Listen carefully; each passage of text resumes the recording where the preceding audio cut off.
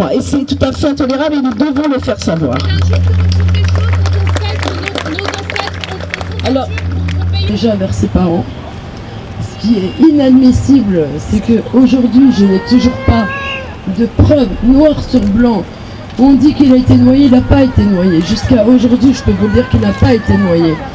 C'était un honnête homme, il m'a rendue heureuse, il m'a donné le bonheur avec mes enfants et je me battrai jusqu'au bout avec vous si vous voulez bien pour que soit rendu pour lui. C'était un homme respectable et je vous remercie tous d'être là et je vous remercie et je veux justice pour lui.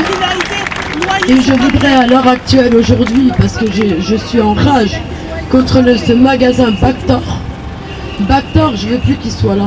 Et je ferai tout pour plus que ce magasin soit là. Pourquoi? Parce qu'à l'heure actuelle, ce qui est dit en dernier propos, c'est que soi-disant que c'est pas un accident de travail. Ils se foutent de notre gueule. Non, c'est un accident de travail. C'est un accident de travail, oui. Ouais, mais c'est ce qu'à l'heure actuelle, je peux vous dire qu'ils affirment le contraire. C'est plan d'exercice. Moi, je le sais très bien. Moi, je sais très bien. Vous avez raison. C'est un accident de travail. Mon mari aimait son travail. Oui. Mais je veux que maintenant la justice soit faite et que les gens se bougent un peu plus au niveau de la politique. Et en plus, ils m'ont proposé de l'argent. Moi, je vais vendre mon mari. Je vendrai jamais mon mari.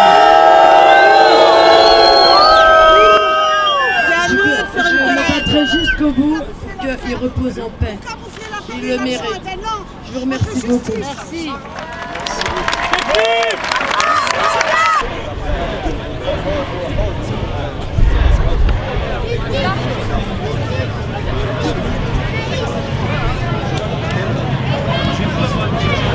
Salam alaikum, c'est pour réagir par rapport à la manifestation pour le frère Saïd, rahimahullah. Tout d'abord, condoléances bien sûr à la famille, qu'Allah lui fasse miséricorde. Et pour juste réagir sur l'affaire en général, malheureusement, cette affaire-là confirme que les citoyens musulmans n'ont pas même le droit qu'une certaine haute communauté qui est un peu plus représentée, pour ne pas la citer, la communauté juive. Et alors que là, on se rappelle vraiment de la mobilisation généralisée pour Ilan Halimi, pour même les fausses agressions dans le RER, etc. Alors que là, pour Saïd, on a non seulement eu droit à aucune réaction du ministre du gouvernement, ni du président de la République, ni du maire de Paris, alors qu'en plus on nous tente de faire croire que c'est Saïd qui aurait tenu des propos, ce qui est en soi vraiment inacceptable. Donc avec cette affaire-là, c'est vraiment en soi un message clair et net pour la communauté musulmane en France, qu'ils sont vraiment considérés comme étant des citoyens d'un peu de seconde zone dans le climat actuel islamophobe, anti-islamique en tout cas, avec, on se rappelle en 2004, les lois anti-voile, ce qu'ils appellent en ce moment contre le burqa, niqab intégral. Et c'est dans un contexte vraiment général, à point de vue international, avec les guerres qui sont menées contre les musulmans en eux-mêmes, en plus en tant qu'islam, en tant que mode de vie. Donc là, malheureusement avec cette affaire-là, avec le meurtre du frère Allah yarhamou, on espère vraiment que la communauté musulmane prendra conscience du message clair qui est adressé, au-delà bien sûr de l'hypocrisie généralisée, qui sauront vraiment se prendre en main, prendre conscience de leur impuissance tant qu'ils seront isolés, et vraiment aller vers l'union et à vraiment unir leurs forces au-delà de quelques divergences mineures qui sont vraiment pas très importantes pour vraiment s'opposer en tant que la seule communauté unie face aux oppresseurs. Salam alaikum.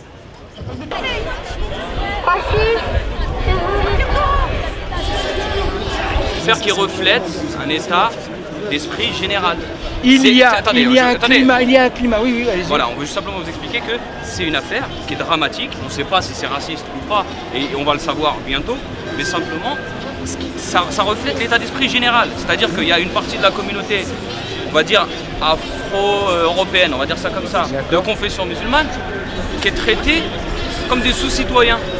C'est vrai ou pas, monsieur Aounid? Je suis tout à fait d'accord avec vous. Alors maintenant, aujourd'hui, qu'est-ce qu'on peut faire au-delà de... Évidemment, on est tous venus pour soutenir la famille. On dit rien, et nos casquettes sont sorties, mais on est venu vraiment soutenir la famille. Plus généralement, qu'est-ce qu'on fait, monsieur Aounid? Qu'est-ce qu'on fait? Pourquoi le MRAP n'attaque pas, par exemple, la LDJ, le Bétard? Pourquoi est-ce qu'on les attaque pas en justice? Pourquoi la LICRA rentre pas là-dedans? Vous êtes peut-être en lien avec eux. C'est peut-être une idée à leur soumettre. Allez, posez la question à la LICRA. Alors, je vous la pose à vous. Voilà, non. Pour ce qui concerne le MRAP, moi, ma position, elle est claire.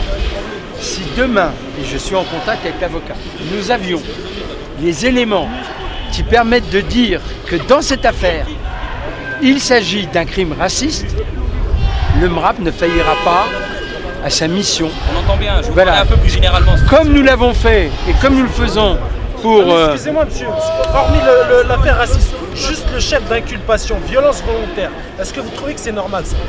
Alors qu'il y a eu un mort, que 4 personnes sont impliquées, qu'il y a eu des menaces de mort qui sont confirmées par des employés du magasin. Ce qu'on veut dire, monsieur Aounid, vous avez des responsabilités.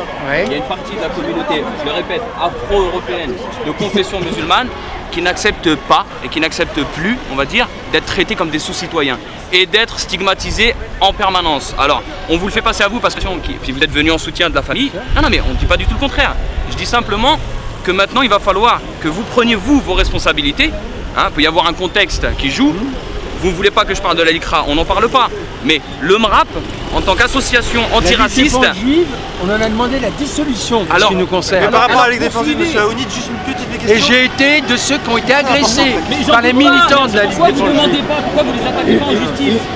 Monsieur Aounid, une autre affaire. Si demain, attendez, moi je m'engage aujourd'hui et devant les gens, si demain nous avions des éléments qui nous permettent de dire et de confirmer que la Ligue de défense juive est impliquée dans cette affaire, elle sera poursuivie. Monsieur Justice! Justice pour Saïd!